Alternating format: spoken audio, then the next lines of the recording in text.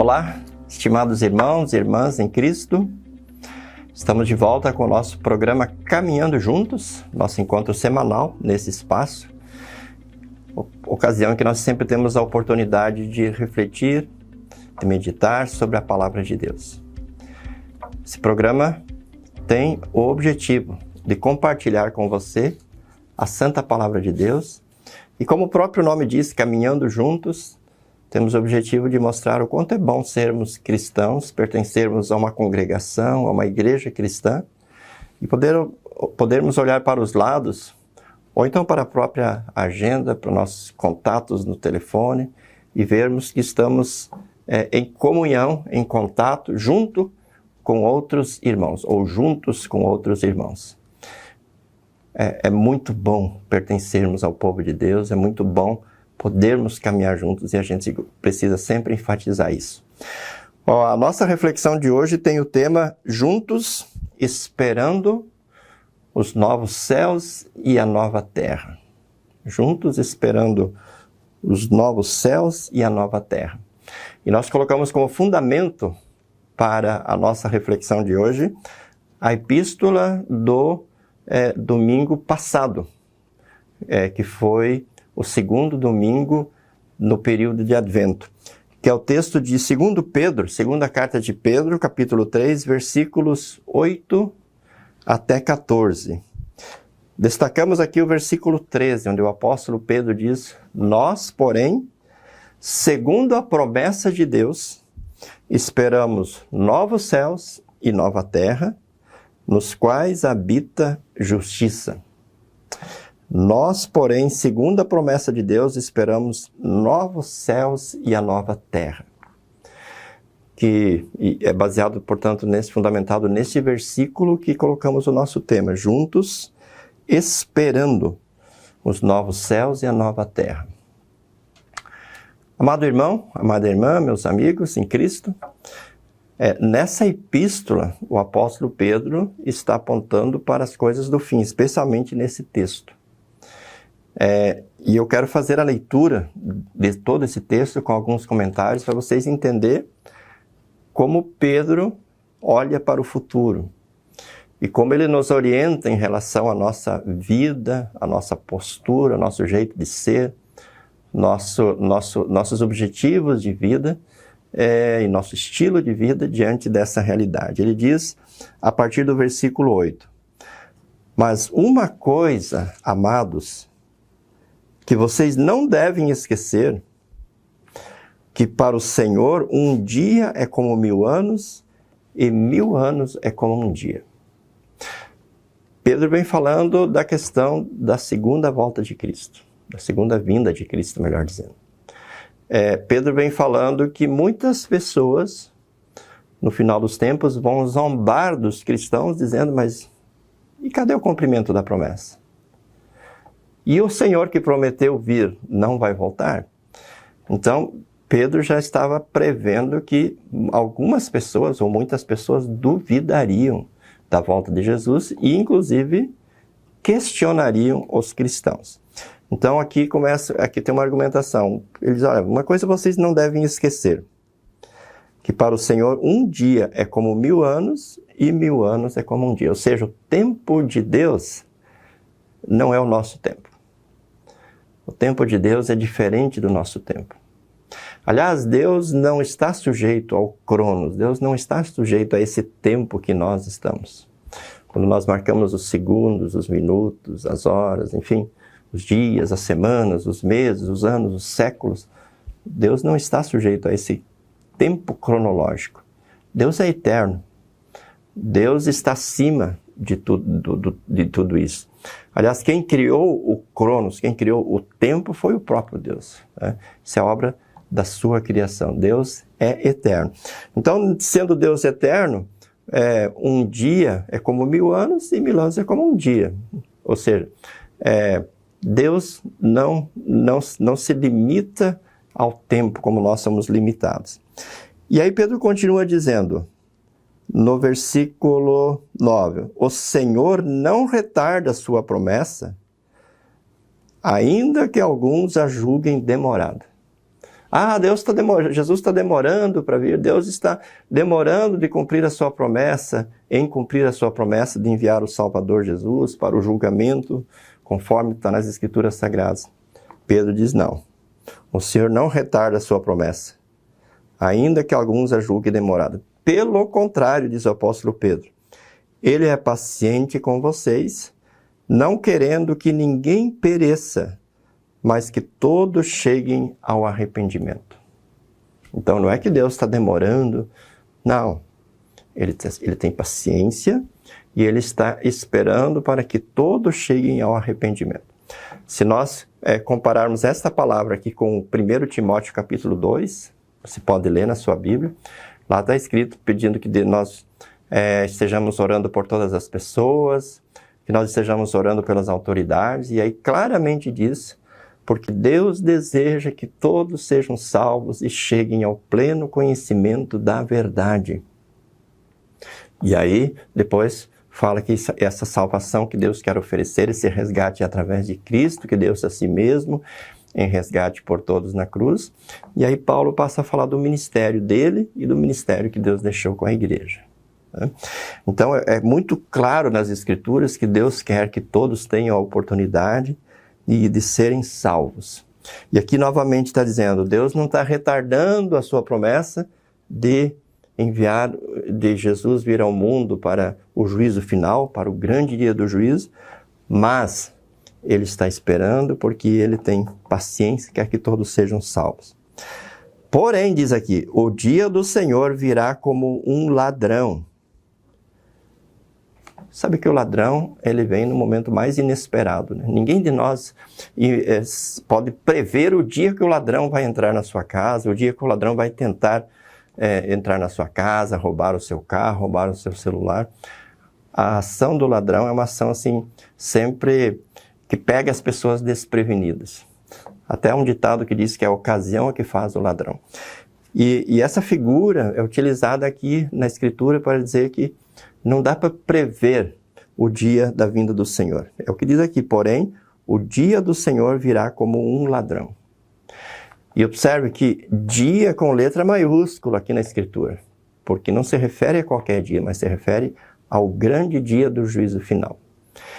E veja também que é o dia do Senhor. Há algumas teorias aí pelo mundo afora que dizem que o ser humano é que vai destruir esse planeta. O ser humano é que causará essa destruição. Não, não será dia do ser humano. Não será o dia da criatura. Será o dia do Senhor. Será o dia do Criador, do Todo-Poderoso. Portanto, não será uma ação humana que vai causar o fim desse mundo em que nós vivemos, mas será uma ação de Deus, será o dia do Senhor. E aí Pedro diz, naquele dia os céus passarão com grande estrondo e os elementos se desfarão pelo fogo. Também a terra e as obras que nela existem desaparecerão. Veja que palavra forte e que palavra convicta. Não existe margem para duas interpretações. Ela é muito clara, ela é muito precisa, ela é muito direta. Está dizendo aqui que naqueles dias os céus passarão com grande estrondo, ou seja, com barulho de uma grande explosão, e os elementos se desfarão pelo fogo. Que elementos? Todas as coisas que nós podemos ver, que nós podemos tocar. Inclusive, no Apocalipse diz que lá, se referindo à eternidade, o mar já não existe. Ou seja, quando se fala aqui que os elementos se desfarão pelo fogo, inclusive o mar, os rios, as edificações humanas, as montanhas, as rochas, enfim, todas as coisas, todos os elementos se desfarão pelo fogo. Também a terra e as obras que nela existem desaparecerão. Veja que profecia forte. A terra, o planeta e as obras que existem nesse planeta desaparecerão. E desaparecerão destruídos pelo fogo, diz o apóstolo Pedro. Não mais como pelas águas, como aconteceu lá no tempo do dilúvio. A profecia aqui dizendo que tudo vai ser destruído pelo fogo. É assustador? É muito assustador. São assustadoras essas palavras. Mas vamos lembrar de outros textos bíblicos, por exemplo, 1 Tessalonicenses 4, 13 a 18, onde diz que Jesus vai vir assentado sobre o seu trono, cercados pelos seus santos anjos, e será ouvida a voz do arcanjo, ressoada a trombeta de Deus. E daí diz que os mortos em Cristo ressuscitarão primeiro, ou seja, todos ressuscitarão. E aqueles que creram em Jesus, que estiverem vivos, e aqueles que acabaram que ressuscitaram naquele momento, todos serão levados para o encontro do Senhor nos ares. E diz aí, e assim estaremos com o Senhor para sempre. Então, a única criatura que vai ser poupada, né, dessa grande destruição é o ser humano. E aquele que crer em Jesus será levado para o encontro do Senhor nos ares.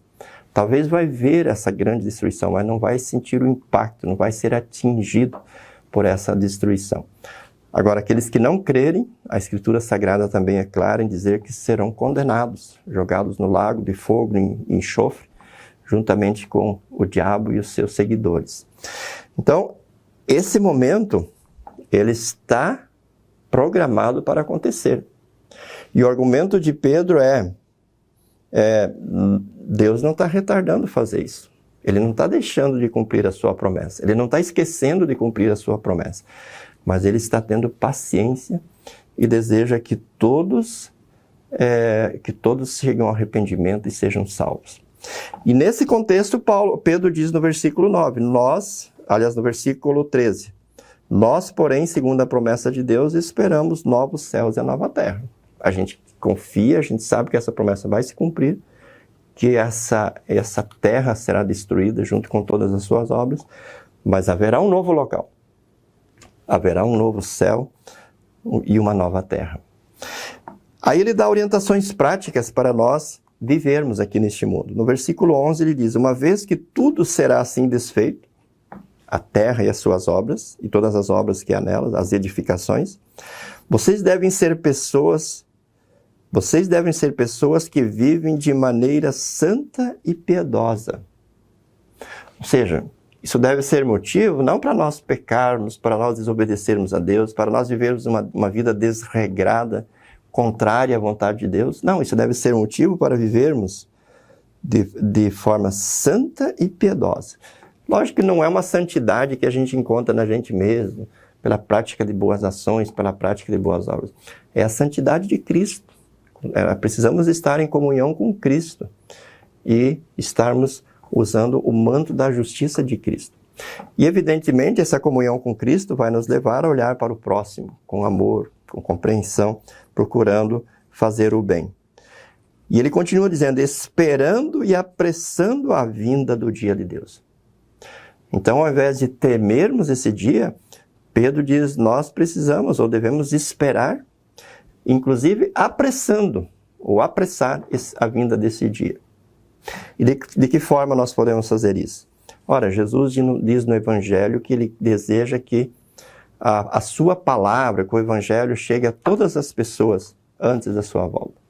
Então nós vamos apressar o dia da vinda do Senhor, fazendo com que a palavra de Deus chegue em todos os recantos deste mundo. O desejo de Deus é que todos ouvem a palavra de Deus. E a igreja cristã, ela está se mobilizando para isso. A igreja cristã está utilizando ferramentas modernas para que o evangelho chegue à África, para que o evangelho chegue à Ásia, para que o evangelho chegue a todos os lugares do mundo. Se as pessoas vão crer, só Deus sabe. Mas o fato é que a igreja está, e quando eu falo igreja aqui, estou falando de uma forma geral. As diversas denominações cristãs, as organizações missionárias, como a Hora Luterana e outras organizações que existem no mundo, elas estão se empenhando para que o evangelho chegue a muitos lugares, a todos os lugares do mundo. Por exemplo, a Hora Luterana do Brasil deixou de receber subsídio da Hora Luterana Internacional, porque a Hora Luterana Internacional canalizou esses recursos, especialmente para levar o evangelho a países que ainda não conhecem a palavra de Deus. Então, à medida em que o evangelho vai chegando nos diversos lugares do mundo onde ele ainda não chegou, isso vai fazendo com que esse dia se aproxime cada vez mais. À medida que a igreja realiza a sua obra missionária, ela está apressando a vinda desse dia, conforme diz o apóstolo Pedro aqui. Por causa desse dia, os céus, agora olha que palavra incrível, os céus incendiados serão desfeitos e os elementos se derreterão pelo calor. Novamente, Pedro repete aquilo que ele diz no versículo número 10, que tudo vai ser destruído pelo fogo. E aqui ele diz que todas as coisas serão incendiadas e serão desfeitas e os elementos se derreterão de calor. E aí, então, ele diz que nós aguardamos o novo céu e a nova terra, nos quais habita a justiça, no versículo 13. E no 14, então, ele diz, por essa razão, amados, esperando essas coisas, nós não devemos esquecer, não devemos ignorar, porque é palavra de Deus e essa palavra se cumprirá. E ele diz, então, por essa razão, amados, esperando essas coisas, esforcem-se para que Deus os encontre sem mácula, sem culpa e em paz. Ou seja, diante dessa realidade, nós não podemos ser negligentes.